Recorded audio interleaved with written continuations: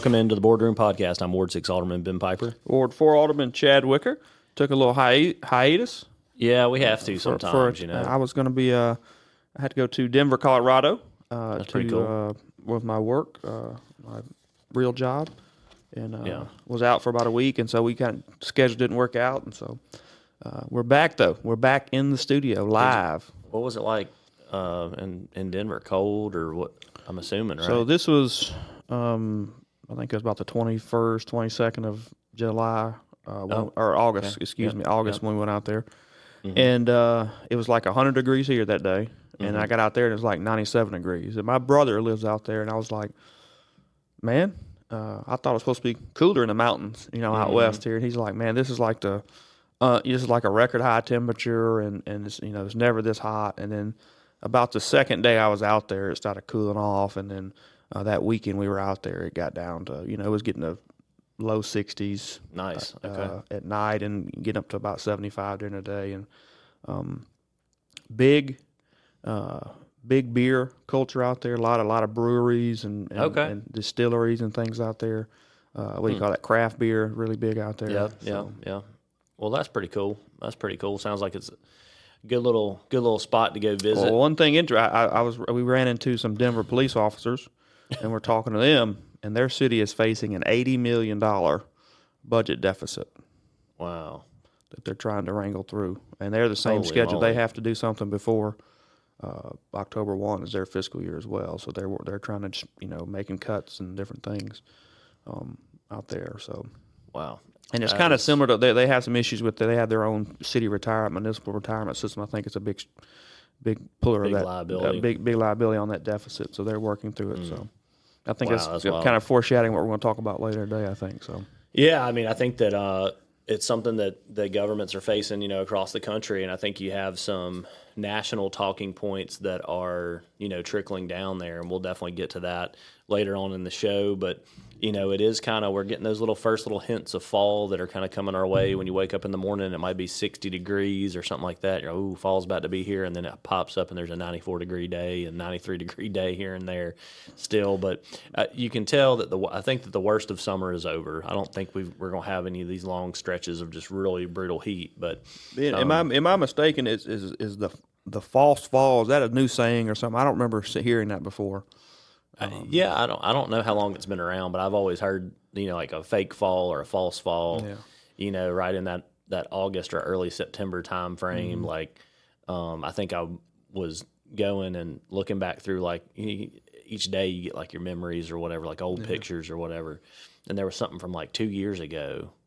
And I was like, oh man, fall's finally here or something like that. Something that I said, like whatever else. And somebody was like, no, this is fake fall or whatever.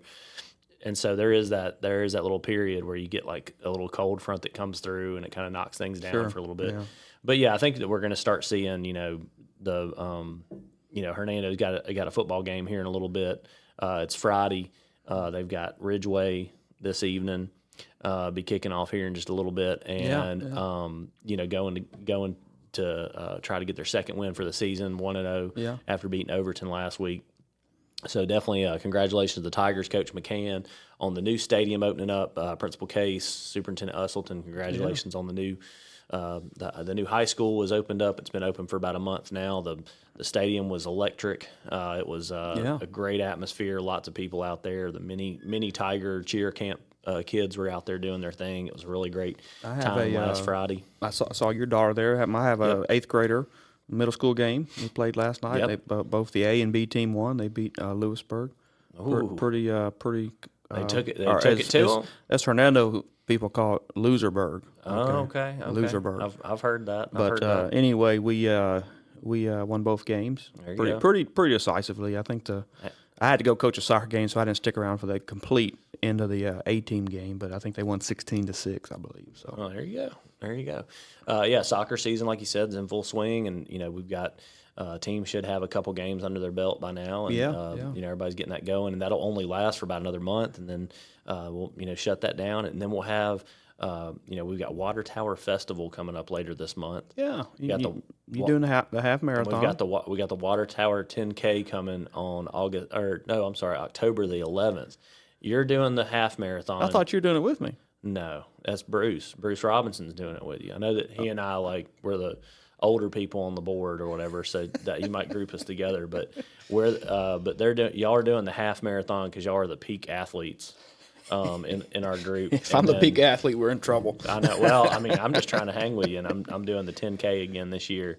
And I waited too late to start training, but we'll just hope that I make it to the finish line this year. Yeah, that's a great race, a good prep race for the St. Jude Marathon coming up in December. So, my understanding, there's over 200 people sign up for the half marathon, just that alone. So, I think last year we had over 500 runners totally in the 10K. So, registrations are definitely up. And look, if you're not a runner or you can't run for whatever reason, you can still be a spirit runner. And a spirit runner, you basically pay $30 and you still get a long sleeve T-shirt, a swag bag, and you can go to the after party with all the folks that competed. And there's raffles and all kind of stuff going on. So it's a great time. It's going to be most likely incredibly awesome weather. I hope so. Because it'll be early to mid-October in Hernando. It should be great weather right there on the square. Should be a really good time. So if you're not a runner, birthday runner, weekend. See. Oh, is it really? Mm-hmm. How old are you going to be? 32. Youngest on the board. Yeah, no, we'll be turning 41. My wife just turned 41 yesterday, so she's older than me for about a month and 4 days. Supposed to tell nobody that, Chad. And so she got a coffee pot for her birthday. I showed you how old she is. That's what be a good gift. That's what she wanted. She got some kind of coffee pot that makes the K cups, and also she can brew green coffee in. I think it does some kind of espresso thing. That's what she wanted. Oh my gosh, that sounds pretty nice. We have something that does something similar. We don't have the espresso machine contraption with it, but we've got something kind of similar, and it is pretty nice to have all that stuff. But we also have, that's all of our small talk, I guess, for the week. Soccer. Is that like the first football. segment? If we actually did like segments, that'd be our first segment. If we had a shot sheet over here, it would be like introductions, small talk, break the ice kind of deal. Yeah, icebreaker. And then we move into the serious stuff, I guess. So since we missed the last show, it's been about 3 or 4 weeks since we did a show. Do we want to just briefly skim through the August 19th? Yeah, August 19th meeting. Really was not a whole lot. I think maybe we can talk about the high school sponsorship deal we did. Yep. So the city is sponsoring Hernando High School football. I think it was $1,250 is the amount we allocated for it to help the program there and the booster club there. So you may hear a City of Hernando commercial or something like that on the jumbotron out there. Really cool jumbotron they got going out there, and getting to do a lot of cool stuff for the kids for that. The Hernando High School homecoming parade's coming up Thursday, September 18th. It will start at 6:30, so people will start putting out chairs at least 12 hours before that, if not 2 to 3 days before that, to make sure they have their spot. But the homecoming parade is coming up. It's always a good time. So we got that set up. We'll also have the Hernando Rotary Club Brew Fest is coming up October 17th. Again, another great time. Panola Street closes down. The lights above Panola Street have been installed by the Chamber of Commerce, which is really cool. I don't know what those lights are called. Who posted a picture? Was it you or somebody posted a picture on Facebook? It really looked nice. I think it may have been Chip. Posted a picture, him and Christy. My picture was like I was driving past it and just noticed that they were hung up, and I was like, man, I can't wait to see these lit up. And then they went and took a picture underneath the lit up lights. So yeah, it's pretty cool. They took the cue there. So yeah, it looks really good. Truck Patch Revival, I think, is playing at the Brewfest, I believe. Oh, okay. I don't know. Did you go last year? That's a pretty cool event. And I think I've heard they're going to have a couple more breweries than they did last year. So I want to say that it goes to fresh water wells. Yes, that's the Rotary. That's their Hernando Rotary's big. If I'm wrong, Derek Biglane, call me and correct me.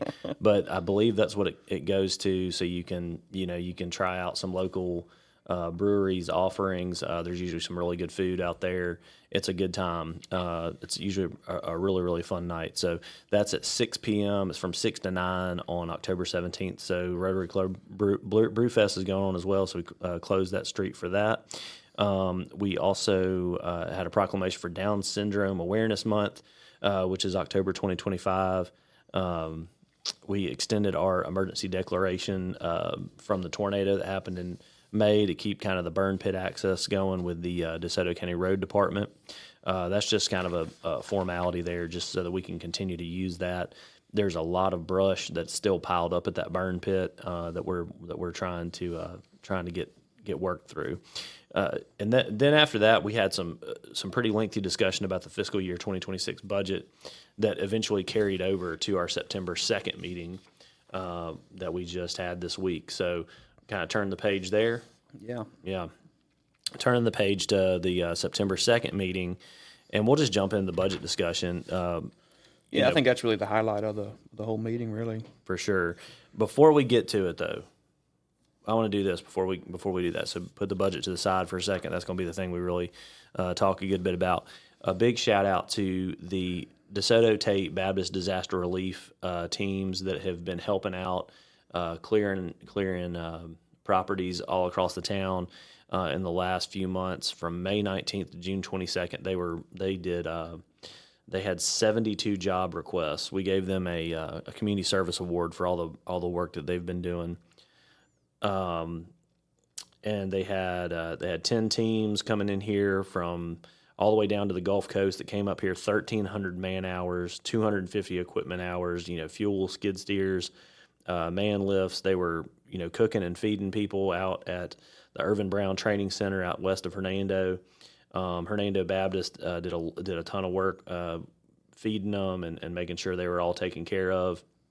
But they did they had 92 requests for help, and they ended up completing 72 of these job requests. Some of them were out of their scope, whether they needed something that was a really big equipment, or other people just ended up helping them. Other organizations ended up helping them.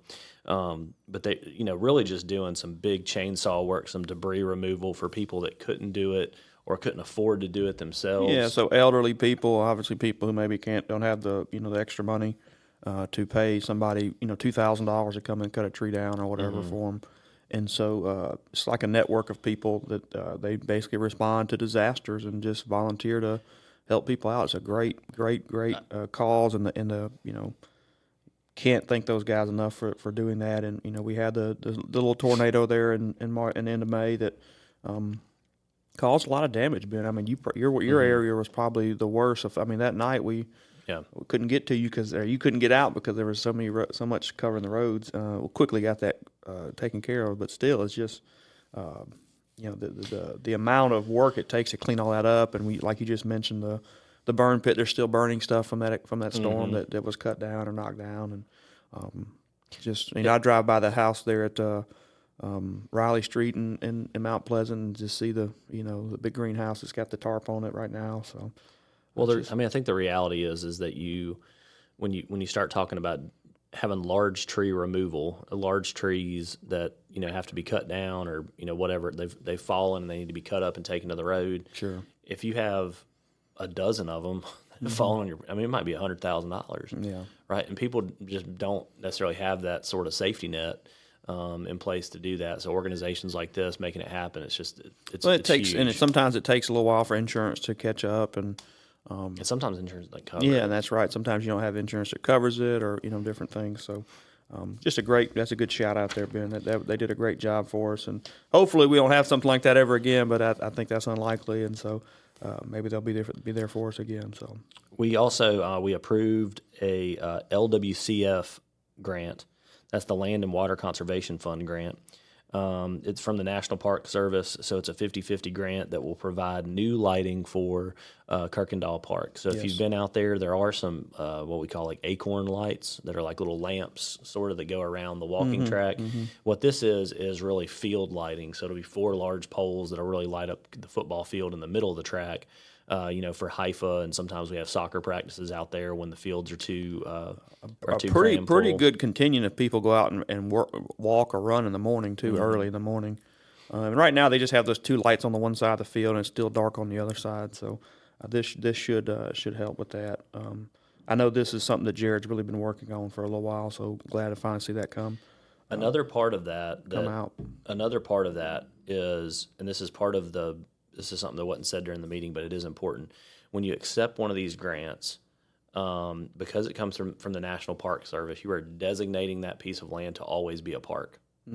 So it's important in a way because now that means that, the city can't just sell that land or use it for some other purpose. It will always be a park. So if you live near there, if you can't build an apartment complex on it. If you have if you have a business near there, whatever it may be, it will always be a park. Now that doesn't mean you can't make changes to it, develop a playground there or whatever, but it will always be a conserved piece of land for the folks of Hernando, which is important. You have to have those green spaces for people to to enjoy the outdoors. It's important. Well, that space has really evolved. That started out as the Hernando High School original football field for Hernando High School, and then over years they gave that to the city. We built a little, I guess you call it a fitness park back there in the back. It's got like things you can push-ups and it's like a Venice Beach. Yeah, like you can like an outdoor. I'm sure that was some kind of grant project, and then we redid the track. I think we're in the process of trying to get the track redone again.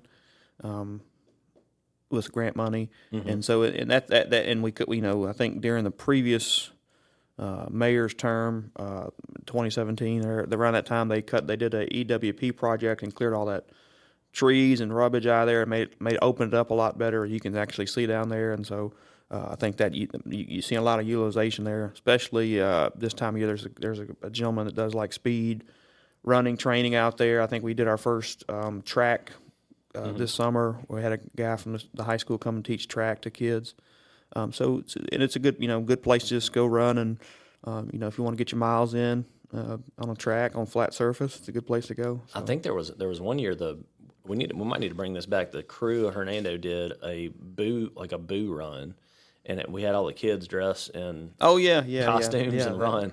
Because my son went as Captain Underpants. Okay, yeah, I know who Captain Underpants is. Right, and he went all out with the costume, and it was really, really funny, really amazing stuff. But we might have to bring that back. I need to bring that up, see if we can't get that thing going again. But that's a cool little spot, and that's a kind of historic. A lot of older people that's where they went to high school football games, and like I think we had a conversation with Darren Musselwhite. He obviously went to South Haven, but.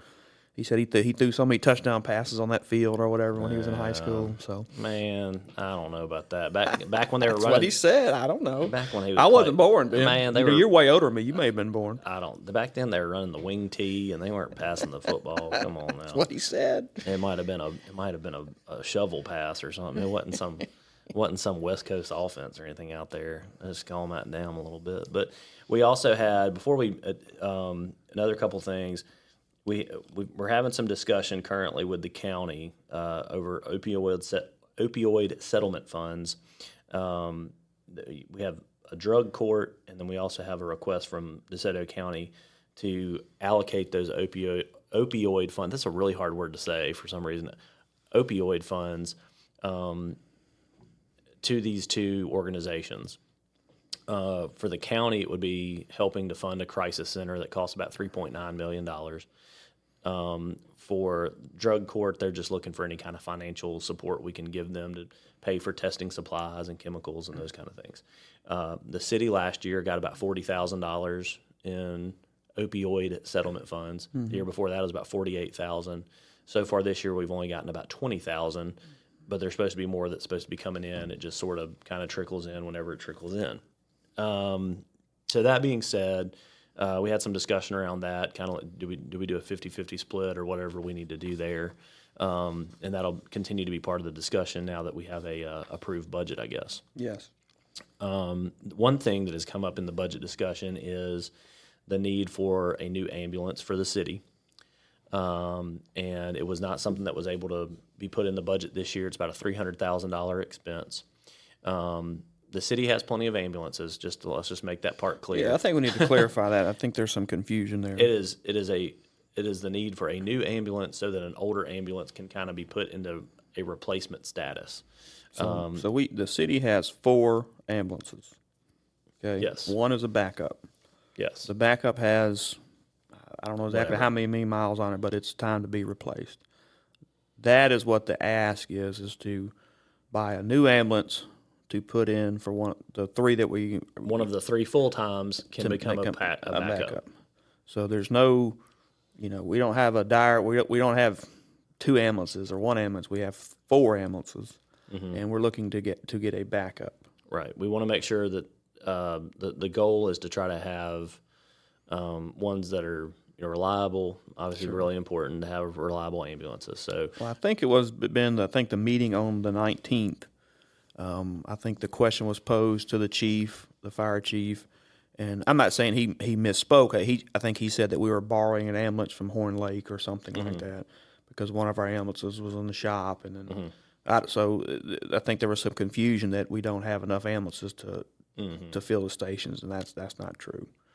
We have 4 ambulances. Yeah. Sometimes they need maintenance. Sometimes they need maintenance. And I believe there was something going on with the air conditioner in the back cab. It was in the shop, so the backup was being used, and so we were using Horn Lakes as a backup to that. Yeah. Because you never want to be in a situation where you have a mass casualty event and there's no ambulance, right? Correct. So because that was not part of our budget, one of the Alderman Kitchens, asked if we could write a letter to the county asking for additional funds for an ambulance. The county gives us currently about $130,000 every 5 years or so. They gave it to us about 2 years ago, and I probably honestly helped fund our third ambulance, the purchase of our third ambulance at that time. I've done a deep dive on this because I was really pushing for the third ambulance when I worked at the DeSoto County Jail. A lot of times we would have some kind of medical emergency with an inmate, and the closest ambulance would be in Eudora. So I had some extended conversation with them. Basically, what DeSoto County does is give us the money for half ambulance every 5 years, right? So whatever that number is, 100,000, whatever. Obviously ambulances have gone up. They recently did that to help us get the third ambulance.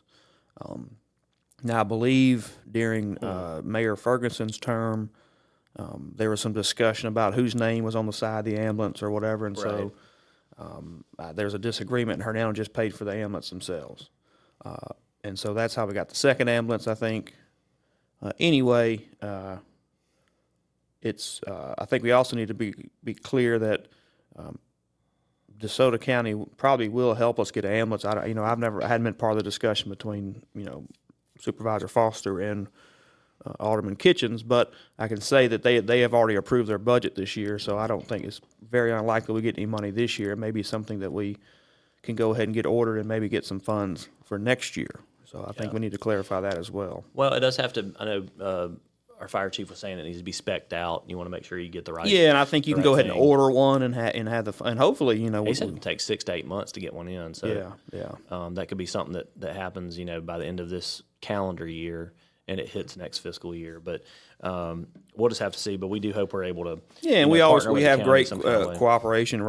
Supervisor Foster does a good job for us, and we work with them on a lot of various issues with road projects and the debris pickup, and the working with them on the traffic signal at Mackingvale and Pleasant Hill and different places. So we're always working with them, have a good relationship with them. So. Yeah. All right, so let's turn the page to the 2025-2026 fiscal year budget. It was approved by a 5-2 vote. That's the headline, if you will.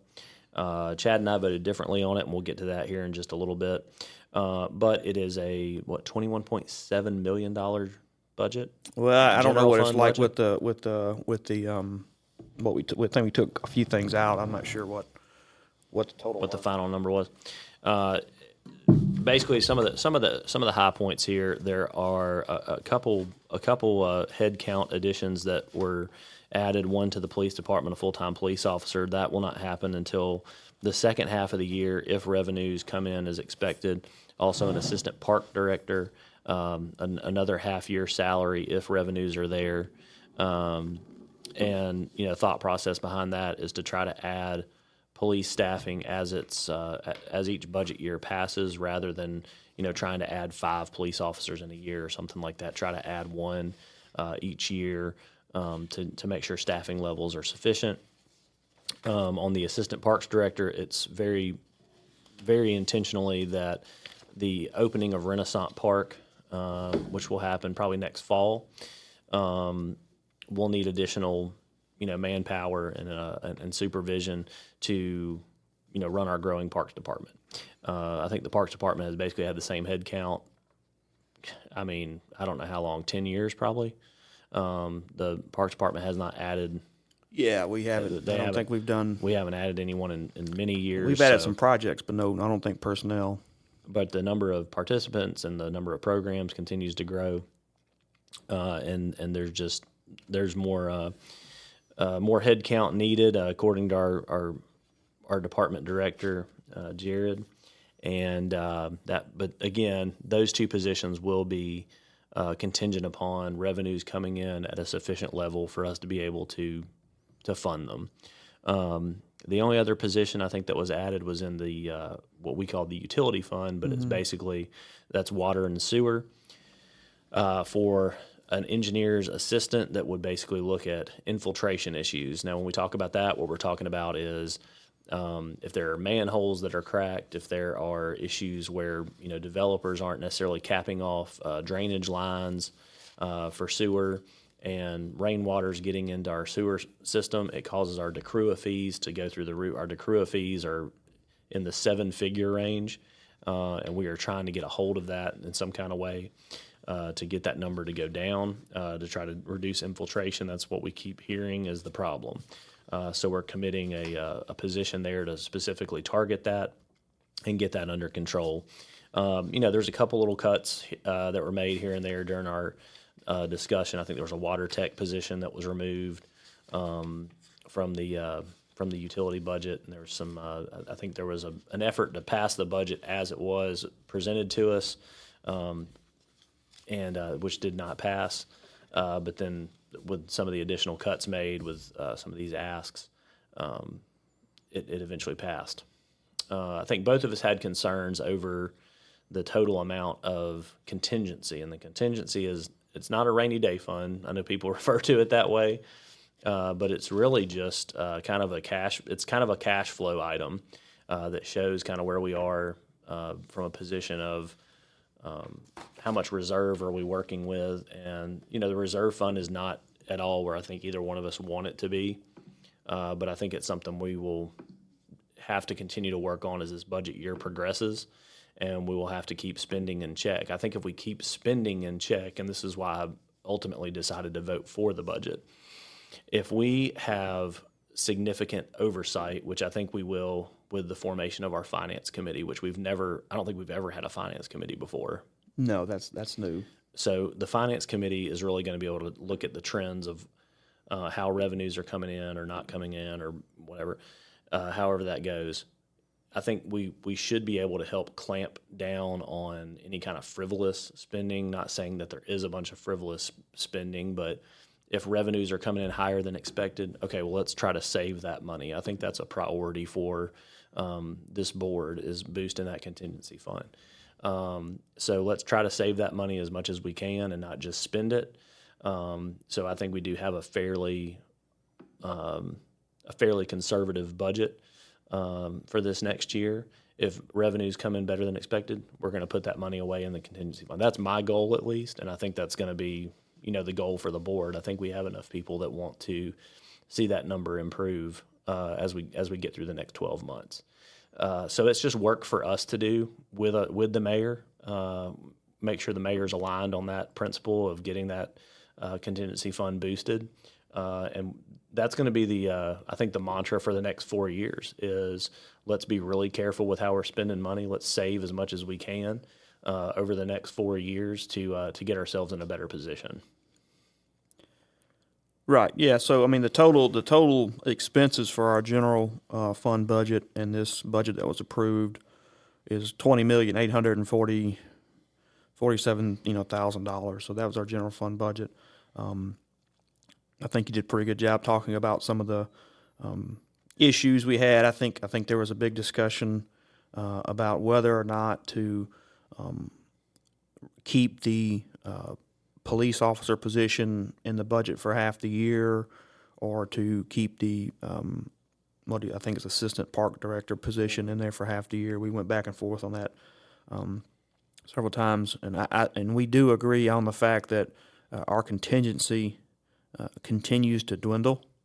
So that means we're either overestimating our revenue or we're spending more than what we're budgeting. That went down from last year In the proposed budget, it was going to be in the general fund was going to be $713,000. And now it's around $280,000 in this budget. I think actually a little lower than that because we put in the money for the opioid. I think it was about $40,000. That's a big concern of mine. I think I've said this on this podcast in the past. We are very dependent on Walmart or Kroger, and we saw that last year when we had the tornado, or in May when we had the tornado, and they were closed for a day. We saw that in our sales tax numbers. If something happens to either one of those stores for an extended period of time, we're gonna be in a tough financial position. And so that I would like to really see that number go up. Also, I think I obviously voted no.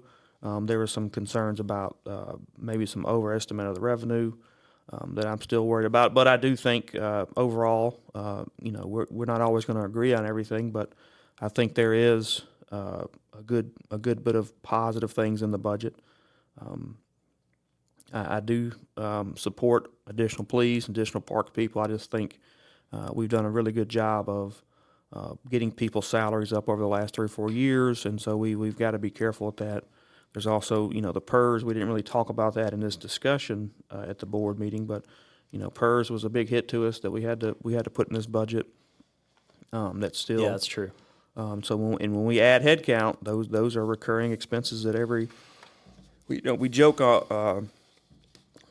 When they always want to add stuff, and nobody ever wants to take anything out of their budget, right? Right. Now I think we've had some discussion. I think there is a chance to maybe make up some revenue in some different areas as far as some projects coming along. I know there's a big bond payment that's coming off the books, I think, in the first quarter of 2027. Yep. It's about $350,000 a year that will come out of the budget. I think there's some one-time expenses in the park budget that's going to come out after this year that'll put us back in line. And so I think overall we actually have some good problems, like we always say on here, but I just couldn't support a budget with such a low contingency and then add headcount. That was kind of my point to it. And hopefully we get to a point where if we can't support those 2 positions, they won't be added. That's going to be on us as a board to make that call. And people may disagree on it. I'm sure they will. Let's be honest, right? But it's also, I think, this budget is a call, in my opinion, to the board to keep spending in check, right? That's going to be the goal, is to, yes, you may have... He sniffled. That means he's getting upset. That does not. I'm just messing with you. But let's say you have a $10,000 budget for travel. It doesn't mean this is not the year to spend $9,998. This is the year to really try to keep that number in check. It's ultimately on the board, if I'm correct, that we get a big thick packet, right, called the docket of claims. That's right. And it's up to us to make sure that money's being managed correctly. So that's going to be where the hard work really comes in, I think, for this board. So we have to figure out a way to, cut expenses where we can, build that contingency up now that a budget is passed, and get that number where we want it to be.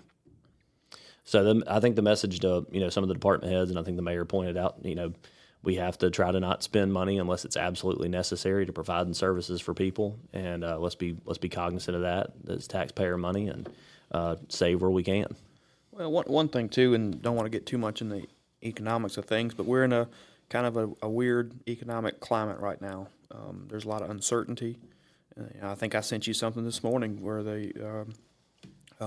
of the state newspapers, talking about how state revenue is down under projections. So that all affects us. I think the jobs numbers came out this morning, and they were a little lower than what was expected. So there's definitely a crunching of the economy. Now, I think some people will say that as soon as the Federal Reserve lowers the interest rates, which I think is going to happen here in a couple of weeks, at least a quarter point, that's going to open things back up. And so we'll see, but it's just a lot of uncertainty. We don't know if they're going to do that or not. We think they are, but we don't know.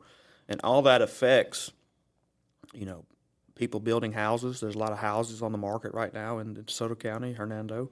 And so when people don't buy houses, people don't build houses, the whole that's how we fund our government. So we got to have that revenue. Everybody wants a Chick-fil-A or whatever restaurant. Well, they go by rooftops, and so that's and traffic counts. So you got to have that stuff. And we're getting close to those things. We're just not there yet. And I will say, I mean, I don't think anyone in Hernando loves Chick-fil-A more than I do, because I grew up in Atlanta. I ate it in the crib, but there are people that don't want a Chick-fil-A. Yeah, sure. There are people that don't want.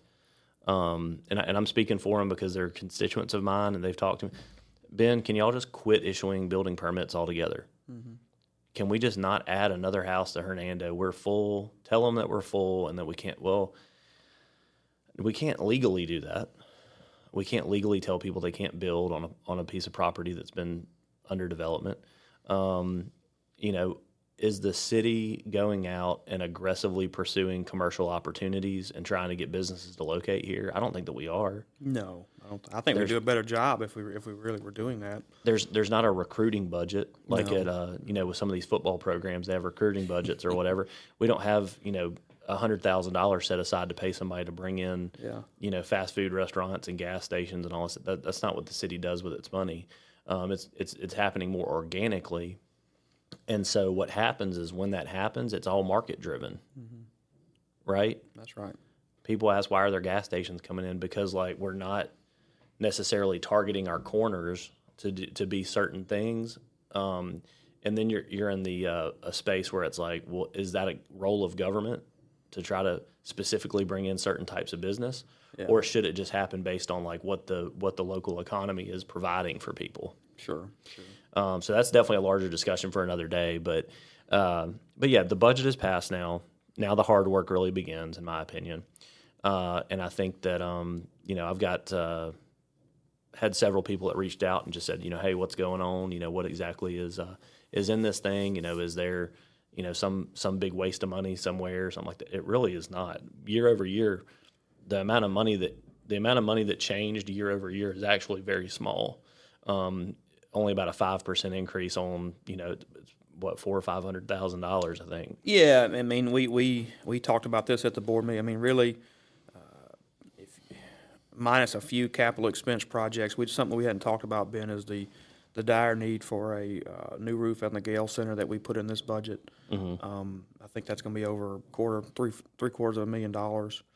And there's HVAC on that as well. Yeah, there's some all the air conditioning. That's something that's been needed for. I mean, literally, there's people with their office when it rains, they have to get an umbrella out because the roof leaks so bad. So we're going to get that fixed in this budget. And that was a pretty big expense that was added. Obviously we're doing some of the work at the baseball fields, things like that. So added police officer. But for the most part, things are basically staying the same. It's just some capital expense. What we call capital expense is a capital improvement to a building or something like that. And so that's really all that was in there that was different. Obviously, I said the PERS increase that was mandated by the state is in there. We hadn't talked about it. We did give the employees a 3% cost of living. Not the Board of Aldermen, though. Not the board. Every other employee but the Board of Aldermen. One of our colleagues is very adamant about that, which is fine. I mean, I know you. Don't disagree with them. We've talked about it. We never did this to make money. To be honest, no. I'm not even sure how much I make. I know it's like 14 or 15, or is it 17,000? 17,000, I think, something like that. So whatever it is, and I'm not trying to throw shade at. I mean that's something he mentioned, and I think we agree with him. We obviously we did. We voted to take those out, and so. But I do think, and you and I have already mentioned this at some point. We have to start looking at how employees are paid differently, because especially our salaried employees, our department heads, they're starting getting to a point where they're really well compensated for their level of responsibility. And it's also from a standpoint of, because I think, back when I got elected, I campaigned on running things like a business. Well, in a business, your CEO is the highest paid employee. the CEO is essentially the mayor in this analogy. That's right. Well, the mayor is not the highest paid person in the city. No. And so even he's close, but he's in the top 3 or 4, I think. And so it's like, what kind of little shifts and changes do we need to make to some of these things to make all that look like a business, or are there responsibilities that have been taken off the mayor's plate that maybe we change up how duties and responsibilities are structured, right? Yeah. So we just need to have more conversations around it. A lot of it will happen in executive session, I think, when we start talking about specific people's compensation. Right, yeah. But, you also, we live in a competitive area. We just lost our public works director to the city of Olive Branch. And so if we don't pay him, somebody else will. So that's another factor we have to keep in mind. Absolutely. Especially if we have a good, rock star, employee that we want to keep. So can't use rock star, man. You've been watching them commercials. I say corporate rock star or whatever. Oh yeah. I worked Billy for Idol and some of them guys. I mean, he used to be the chief of police in South Haven. I worked with him at Sheriff's Department Macon. He would always say, "Send me your rock star," like your best employee. He would call him rock star. So that's where I got that from. But anyway, I mean, so I think the year over year inflation rate was like 2.8% or whatever it was, and so we gave the guys a 3% raise. So that's really about a break even raise for them. I mean, we've lowered the cost of insurance, so they should see an increase there as well. So. Overall, I think it's a good time to be employed with the city of Hernando. I think this board and the previous board have really dedicated a lot of funds to shoring up the salaries and getting them a competitive wage. I don't think anybody can argue that, Ben. And I think, like you just went through, our department heads are really getting pretty well compensated now, where maybe in the past they weren't. I think you had threw something out at me the other day that in 2017 our chief of police made like $64,000, and now he makes whatever, I think it was like 73.5. Yeah, whatever it was, and now it's about 111 or something like that. So it's gone up quite a bit. He's over, in that time frame. So, and we had, COVID was crazy. There's a lot of money in the economy, so there's a lot of things that was going on then. So, and I understand. And when people hear those numbers, sometimes they will say, "That's more money than I make." What? More money than I make, right? Yeah. And it's someone that is basically over a department of 50 to 60 people. We got about 60 people, and that obviously I work in this sector.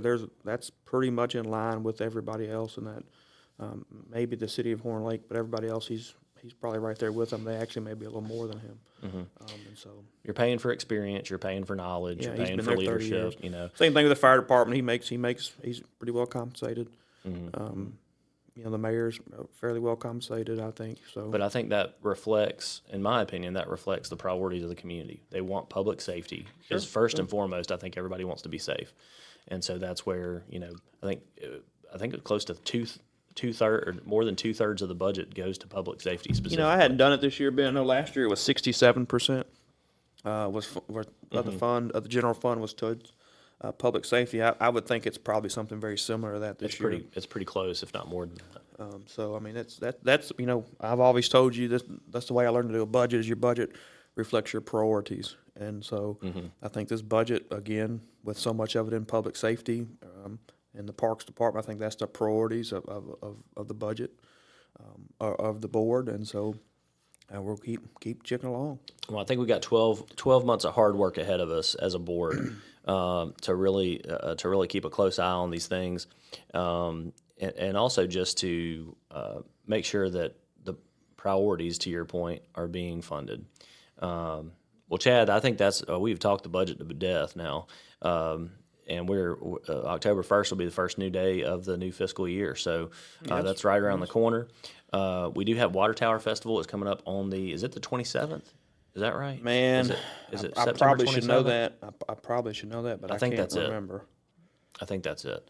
That sounds correct. 'Cause, they used to do the Water Tower Festival in the race on the same day, and I think they realized that was a headache, so they got away from that. Hang on, let me see. I'm working on double check. This is some high quality podcasting right here because we're really making sure we'd be in another right. segment here, wouldn't we? Mm-hmm. That's right.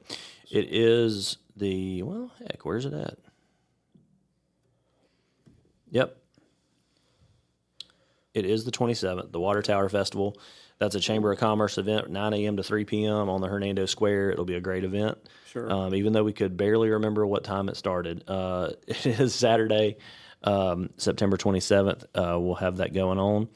I think they have the live music going on as well. The Chamber of Commerce does the live music in September. I think last night was Hometown headliners, yes, sir. Hometown headliners, the 11th, 18th, and 25th.